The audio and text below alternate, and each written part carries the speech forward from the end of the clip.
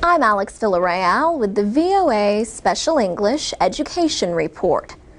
The Program for International Student Assessment, or PISA, is a 2-hour test that compares the performance of 15-year-olds. In the latest test, the countries with the best readers were South Korea and Finland.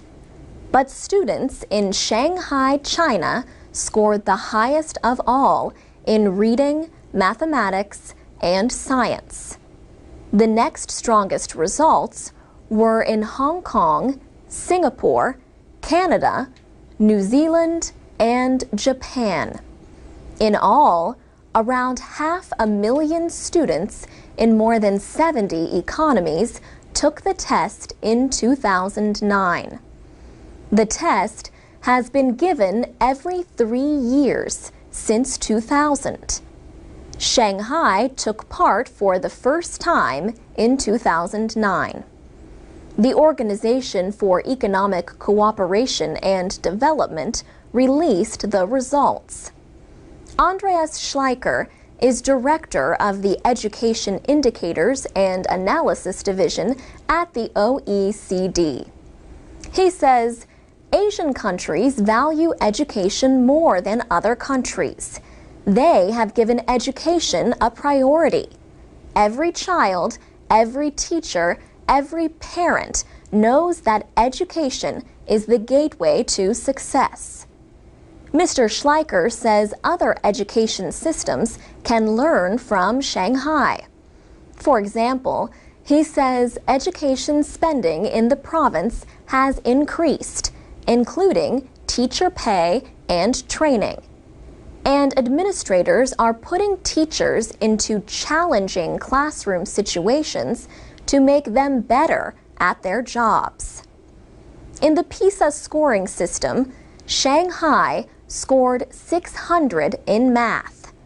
By comparison, the United States scored 487. Shanghai's reading average was 556. American 15-year-olds scored 500, the same as in Iceland and Poland. In science, Finland was second behind Shanghai. The United States was 23rd.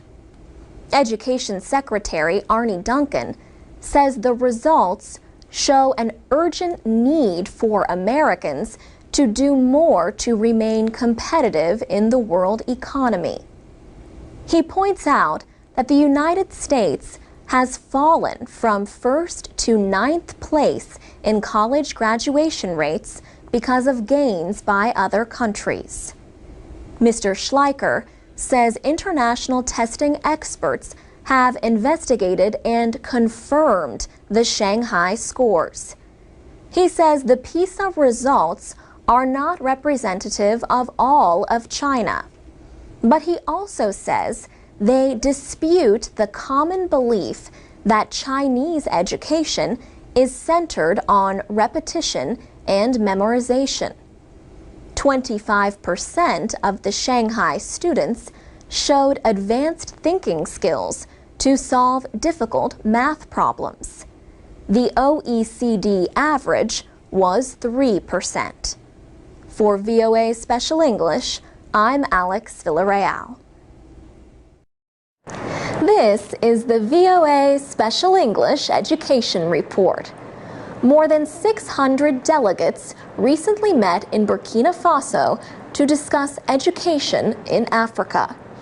The aim is to find ways to support economic growth by improving education and job training programs. The delegates included education ministers and representatives of civil society, business, labor, and youth groups. The meeting, held every 3 years, is known as the Triennial. Alan Biel-Kataria is Executive Secretary of the Association for the Development of Education in Africa. His group organized the week-long conference. He says there is a missing link between education and employment in Africa. For example, schools need to improve technical training for students who do not continue to secondary education. Mr. Biel Kataria says educational programs need to be reshaped to better fit the needs of employers. He says this is already happening in some countries, including Tunisia, where the association is based. For instance, where they have to train engineers, there is a lot of discussion between the schools and the companies in order to know the demands of the company, to take them into account in the curriculum and even in the management of the schools. In Mali, an association of artisans is working to improve the skills of mechanics, woodworkers, and tradesmen. That association has also helped workers and companies to win government contracts. Several West African countries are working together to develop a network of trade and vocational schools. The idea is based in part on a successful example developed by Nigeria. Mr. Biel Kataria says educators are working to connect government-run school systems with other groups that are helping educate students. These include non-governmental organizations, community literacy centers, and faith-based groups. Among these groups are Islamic schools or madrasas that are expanding what they teach. Another subject for the conference was peace education. The idea grew out of the violence in Kenya related to elections in 2007. The idea of peace education has since spread to countries including Rwanda, Somalia, Ivory Coast, Sierra Leone, and Liberia. New technology offers a way for Africans living elsewhere in the world, the African diaspora, to aid development in their home country. For example, a professor could use video conferencing to teach a class back home. For VOA Special English, I'm Alex Villarreal.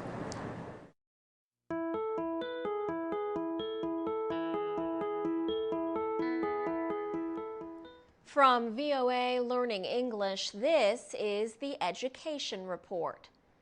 A United Nations agency estimates that 516 million of the world's women cannot read and write. The UN Education, Scientific and Cultural Organization, UNESCO, says programs are needed to help illiterate women learn, although they are past school age. Women make up 2/3 of all illiterate adults. The majority of these women live in West Africa. Many girls in that area never go to school. But in Liberia, a new education program is giving women in their 30s, 40s, and 50s another chance to learn to read and write. Pauline Rose heads UNESCO's Worldwide Monitoring Report on Education for All. She says being illiterate causes huge problems in daily life. She notes situations like not being able to read directions on a medicine bottle or the number on a bus. Ms. Rose says illiteracy affects not only the women, but also their families, because women are often the main caregivers of children. She says when women are illiterate, they are less likely to use health services. Some countries, like Senegal, have improved women's literacy rates through government efforts. They tell more girls in primary school and community programs about the importance of education. But there are still many nations where less than 1 in 4 women can read and write. They include Niger, Benin, Mali, and Burkina Faso. Ms. Rose says these countries need literacy programs that target women. Liberia, for example, has launched a Second Chance literacy campaign to teach women. Liberia's Ministry of Education says 5,000 women currently study in adult literacy programs across the country. For VOA Learning English, I'm Alex Villarreal.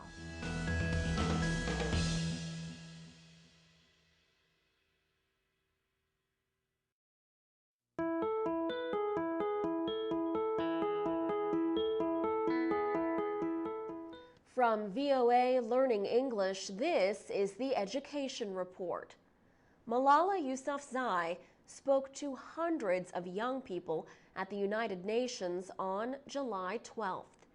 It was her first public speech since last October, when the schoolgirl was shot in the head by Taliban gunmen in Pakistan. The UN speech continued her campaign to educate children. On the day she spoke, 2 groups announced that 57 million children around the world are not going to school. The 2 are Save the Children and UNESCO, the UN educational, scientific, and cultural organization. A little more than half of those who are not going to school are girls.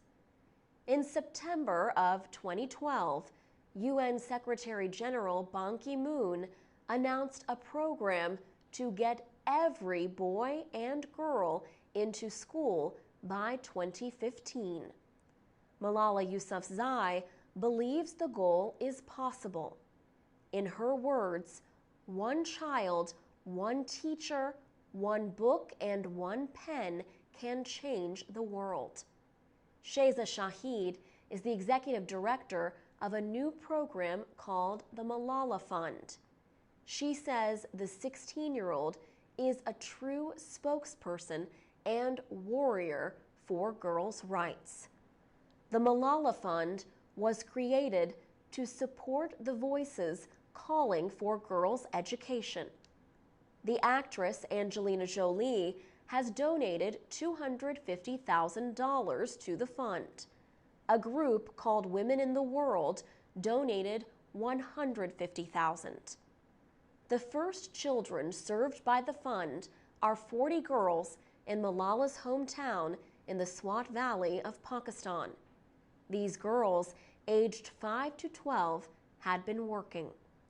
Sheza Shahid says the girls have now stopped working and are going to school. Malala Yousafzai is now going to school in England, but she talks to the girls in the Swat Valley through the computer software program Skype. Girls are also urged to tell their own stories online at malalafund.org. For VOA Learning English, I'm Alex Villarreal.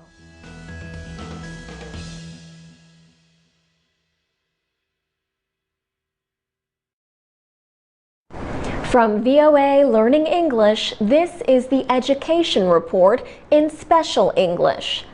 Classes in science, technology, engineering, and math are known as STEM classes.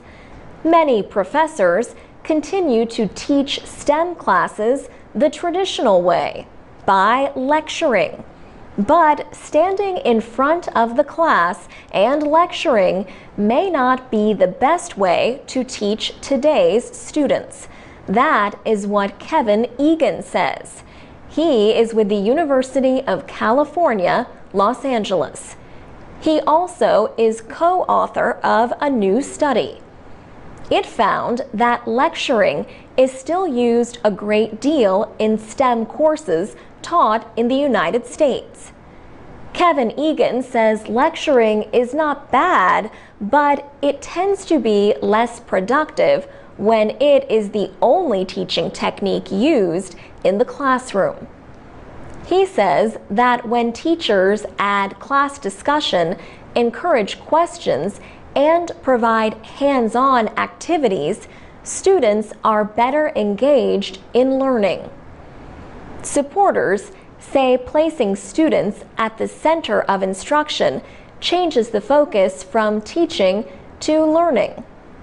The study did find a growing use of student-centered methods like class discussions, cooperative learning, and student presentations. Female professors are more likely than male professors to use the new methods in undergraduate classes. More than 60% of female faculty in science, technology, engineering, and math said they used cooperative learning methods. That was compared to about 40% of male teachers. Lecturing is used the most in STEM courses. Kevin Egan says faculty members need time away from their classes to learn some of these new techniques. The result of older methods may be low completion rates in STEM programs. The Chronicle of Higher Education noted that less than 40% of students who seek a degree in one of these subjects actually graduate with one. For VOA Learning English, I'm Alex Villarreal. From VOA Learning English, this is your news about education in special English. Medical schools in the United States traditionally require 4 years of study. Now, a small number of universities are offering 3-year programs. Finishing medical school in 3 years means new doctors could begin their careers sooner.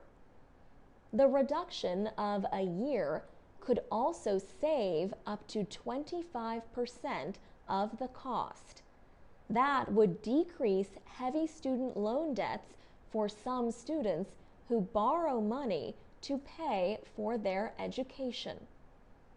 Schools offering 3-year programs include the Texas Tech University Health Sciences Center and Mercer University in Georgia. New York University in Manhattan is also testing a 3-year program. At NYU, 10% of the nearly 200 students who entered the School of Medicine last fall were chosen for the new program. Students can change to the 4-year program if the faster one is too difficult or too much pressure. Arthur Kaplan is a bioethicist. He leads the Division of Medical Ethics at NYU. He says the current system of American medical education dates back to the early 20th century. An American doctor named Simon Flexner studied the German model of medical education. The Germans divided it into 2 years of science and 2 years of supervised clinical work with patients. American medical schools copied the model. But Arthur Kaplan says today, medical students should be spending less time in the classroom and more time gaining experience in modern medicine. After medical school, most new doctors spend at least 3 years working in residencies in hospitals. Further training for specialty areas can take much longer. For VOA Learning English, I'm Alex Villarreal. I'm Carolyn Presutti with the VOA Special English Education Report. The Intel Science Talent Search is the top science competition for high school students in the United States. The 40 finalists were honored in Washington in March. They met with scientists and politicians. President Obama welcomed them to the White House. These 40 students were selected from almost 2,000 contestants nationwide. They had to present original research to be judged by professional scientists. The students showed their research projects on large posters. The winners were announced March 15th. Wendy Hawkins is Executive Director of the Intel Foundation. She says the 40 finalists represented excellence across many areas of science. Their projects are deep and rich and insightful. Selena Lee is from Fair Oaks, California. She wanted to find a more effective treatment for liver cancer. She began her research 4 years ago. A scientist at the University of California, Davis, taught her how to design and do experimental work in the laboratory. She says, "I researched a new approach to targeting liver cancer by basically starving the liver cancer cells to death, while leaving the normal cells unaffected. And to go one step further, I blocked a survival pathway to make the treatment more effective." Ms. Lee placed 5th in the Intel Science Talent Search and was awarded $30,000. Scott Boisvert lives near Phoenix, Arizona. He began using a laboratory at the University of Arizona at the age of 14. Over 4 years, he completed a project studying a fungus linked to the decrease in amphibians around the world. He was trying to find out if different chemicals and substances in the water could kill the fungus. He collected and tested water samples across Arizona. He says, "My results were able to identify a list of chemicals that were significant in the growth and in the movement of the fungus." He placed 10th in the Intel competition and was awarded $20,000. Evan O'Dorney of Danville, California, won the top award of $100,000 in this year's Intel Science Talent Search. For his mathematical project, he compared 2 ways to estimate the square root of an integer, a number with no fractional parts. Wendy Hawkins at the Intel Foundation says these young people represent the next generation of scientists who will help shape America's future. For VOA Special English, I'm Carolyn Presutti. I'm Alex Villarreal with the VOA Special English Education Report. A mentor is someone who teaches or advises a younger person with less experience. January was National Mentoring Month in the United States. This was a time for calling attention to the value of mentoring. Some mentoring programs connect adults with children who need guidance. Researchers say mentoring can reduce drug and alcohol use and violence among young people. In Southern California, a nonprofit group called School on Wheels has volunteers who tutor children from homeless families.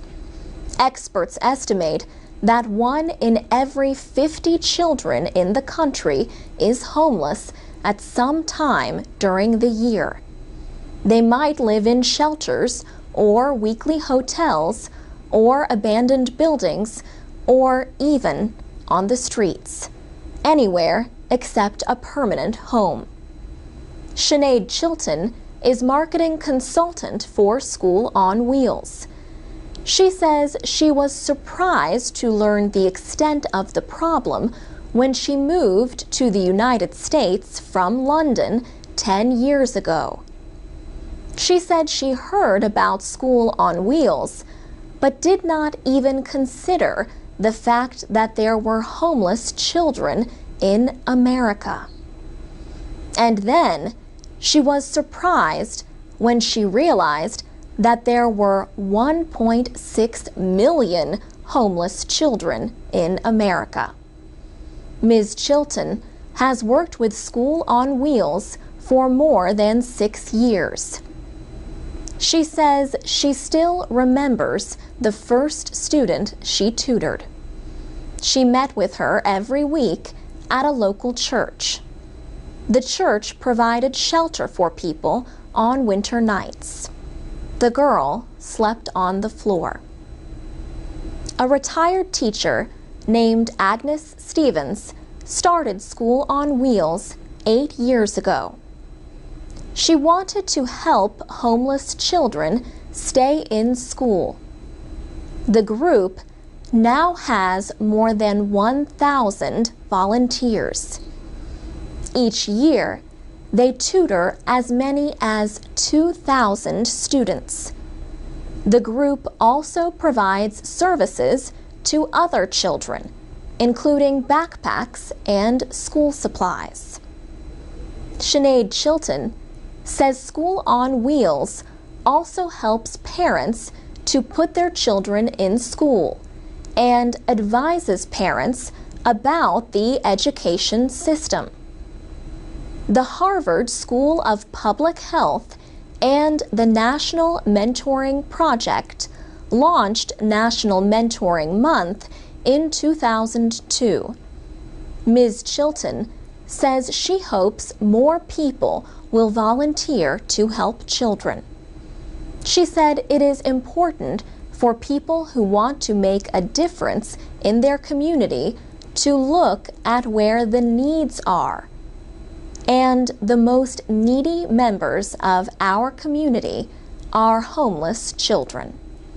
For VOA Special English, I'm Alex Villarreal.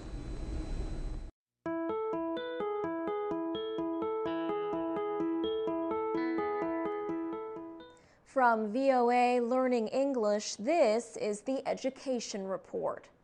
American colleges are facing many problems.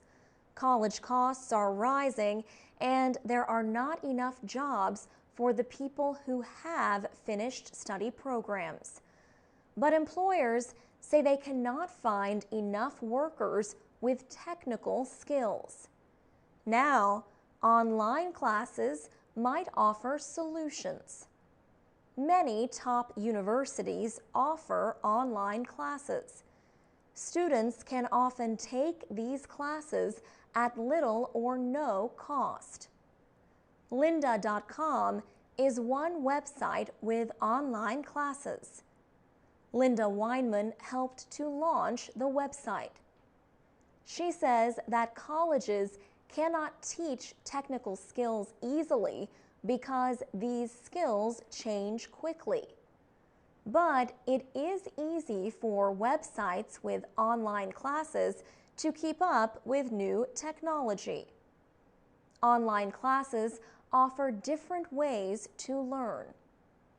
At most colleges, a professor gives a lecture and the students research and study alone.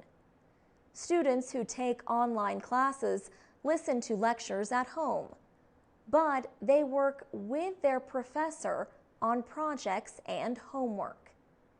Experts say the growing number of online classes will have a major effect on colleges. Some say college classes in the future may be a mix of online lectures and professors helping students in person. Georgetown University labor economist Tony Carnevale says he would welcome these changes. He says a college education must lead to skills that employers need. He also notes that the college system needs to become more efficient. Chris Cullen is a college marketing expert. He says competition from online schools and concerns about costs will change universities. He says top universities with strong public images may expand in an online world, but less famous schools may struggle to interest students. For VOA Learning English, I'm Alex Villarreal.